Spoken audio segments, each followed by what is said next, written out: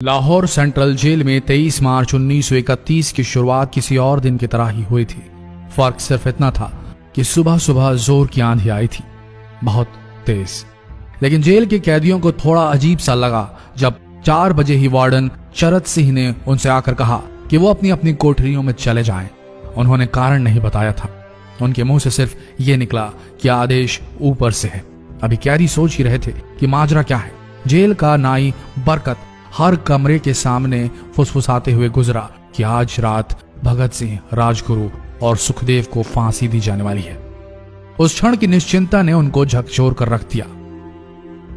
कैदियों ने बरकत से मनुहार की कि वो फांसी के बाद भगत सिंह की कोई भी चीज जैसे पेन, कंघा या घड़ी उन्हें ला कर दें ताकि वो अपने पोते पोतियों को बता सकें कि कभी वो भी भगत सिंह के साथ जेल में बंद थे। बरकत भगत सिंह की कोठरी में गया और वहां से उनका पेन और कंघा ले आया। सारे कैदियों में होड़ लग गई कि किसका उस पर अधिकार हो। आखिर में ड्रॉ निकाला गया, लाहौर कॉन्स्पिरेसी केस। अब सब कैदी चुप हो चले थे। उनकी निगाहें उनकी कोठरी से गुजरने वाले रास्ते पर लगी हुई थी। भगत सिंह उनके साथ फांसी पर लटकाए जाने के लिए उसी रास्ते से गुजरने वाले थे। एक बार पहले जब भगत सिंह उसी रास्ते से ले जाए जा रहे थे तो पंजाब कांग्रेस के नेता भीमसेन सच्चर ने आवाज ऊंची कर उनसे पूछा था, आप और आपके साथियों ने लाहौर कॉन्स्पिरेसी केस में अपना बचाव क्यों नहीं किया? भगत सिंह का जवाब था, इनकलाबियों को मरना ही होता है क्योंकि उनके मरने से ही उनका अभियान मजबूत होता है, अदालत में अपील से नहीं। वार्डन चरत सिंह भगत सिंह के खैर ख्वाह थे और अपनी तरफ से जो कुछ बन पड़ता था उनके लिए किया करते थे। उनकी वजह से ही लाहौर की द्वारकादास लाइब्रेरी से भगत सिंह के लिए किताबें निकलकर जेल के अंदर आ पाती थी। भगत सिंह की जेल की जिंदगी काफी कठिन थी।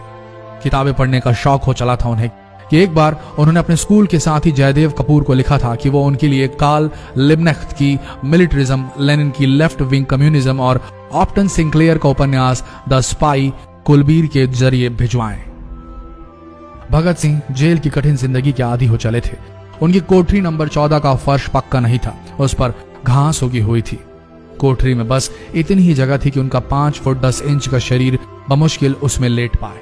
भगत सिंह को फांसी दिए जाने से 2 घंटे पहले उनके वकील प्राणनाथ मेहता उनसे मिलने पहुंचे। मेहता ने बाद में लिखा कि भगत सिंह अपनी छोटी सी कोठरी में पिंजड़े में बंद शेर की तरह चक्कर लगा रहे थे।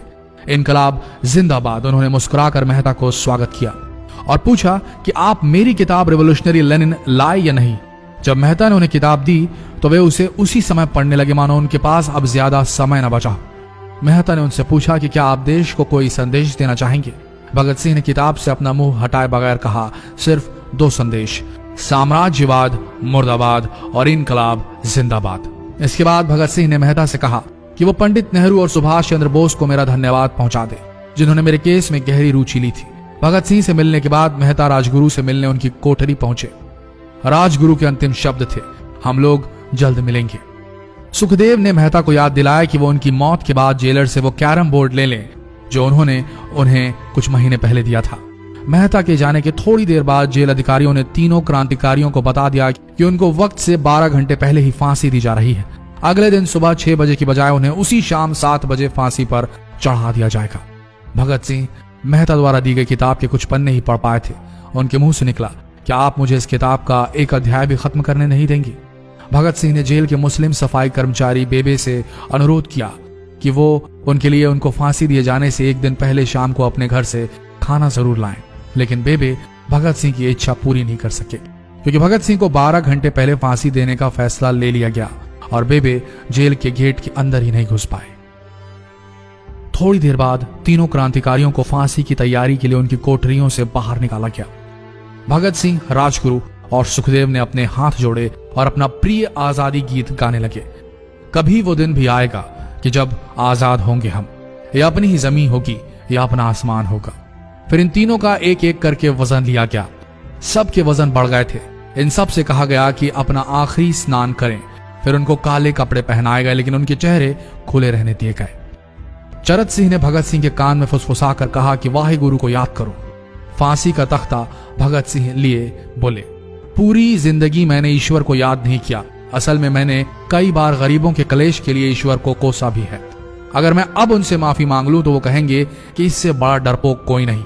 इसका अंत नजदीक आ रहा है, इसलिए ये माफी मांग रहा है। जैसे ही जेल की घड़ी ने 6 बजाया, कैदियों ने दूर से आती कुछ पद चांपें सुनी। उनके साथ भारी बूटों के जमीन पर पड़ने की आवाजें भी आ रही थी। साथ में एक गाने का भी दबा स्वर सुनाई दे रहा था। सरफरोशी की तमन्ना अब हमारे दिल में है। सभी को अचानक जोर जोर से इनकलाब जिंदाबाद और हिंदुस्तान आजाद हो के नारे सुनाई देने लगे। फांसी का तख्ता पुराना था, लेकिन फांसी देने वाला काफी तंदुरुस्त। फांसी देने के लिए मसीह जल्लाद को लाहौर के पास शाहदरा से बुलवाया गया था। भगत सिंह इन तीनों के बीच में खड़े थे। भगत सिंह अपनी मां को दिया गया वो वचन पूरा करना चाहते थे कि वो फांसी के तख्ते से इनकलाब जिंदाबाद का नारा लगाएंगे। लाहौर जिला कांग्रेस के सचिव पिंडी दास सोंधी का घर लाहौर सेंट्रल जेल से बिल्कुल लगा हुआ था। भगत सिंह ने इतनी जोर से इनकलाब जिंदाबाद का नारा लगाया कि उनकी आवाज सोंधी के घर तक सुनाई दी। उनकी आवाज सुनते ही जेल के दूसरे कैदी भी नारे लगाने लगे। तीनों युवा क्रांतिकारियों के गले में फांसी की रस्सी डाल दी गई, उनके हाथ और पैर बांध दिए गए। तभी जल्लाद ने पूछा, सबसे पहले कौन जाएगा? सुखदेव ने सबसे पहले फांसी पर लटकने की हामी भरी। जल्लाद ने एक एक कर रस्सियां खींची और उनके पैरों के नीचे लगे तख्तों को पैर मारकर हटा दिया। काफी देर तक उनके शव तख्तों से लटकते रहे। अंत में उन्हें नीचे उतारा गया और वहां मौजूद डॉक्टरों लेफ्टिनेंट कर्नल जे नेल्सन और लेफ्टिनेंट कर्नल NS सोंधी ने उन्हें मृत घोषित किया। एक जेल अधिकारी पर फांसी का इतना असर हुआ कि जब उससे कहा गया कि वो मृतकों की पहचान करें तो उसने ऐसा करने से इनकार कर दिया।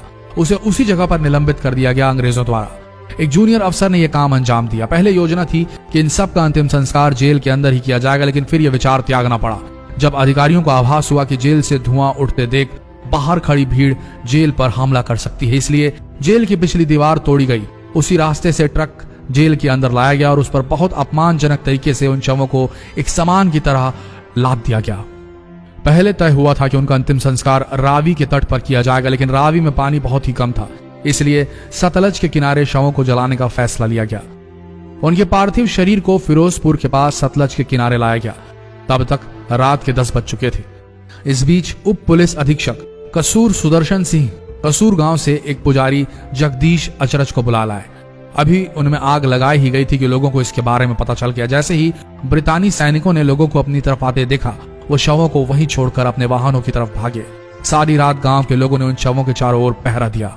अगले दिन दोपहर के आसपास जिला मजिस्ट्रेट की दस्तखत के साथ लाहौर के कई इलाकों में नोटिस चिपकाया गया, जिसमें बताया गया कि भगत सिंह, सुखदेव और राजगुरु का सतलज के किनारे हिंदू सिख रीति से अंतिम संस्कार कर दिया गया है। तो ये थे भगत सिंह की जिंदगी के वो 12 आखिरी घंटे।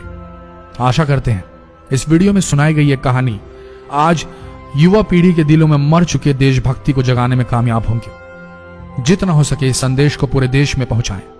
इस वीडियो को शेयर करें फेसबुक पर, व्हाट्सएप पर, और हो सके तो इस पेज को फॉलो करें ताकि ऐसे ही वीडियोस आप तक सही समय पर पहुंच सके। मिलते हैं अगले वीडियो में, तब तक के लिए आप सबका धन्यवाद।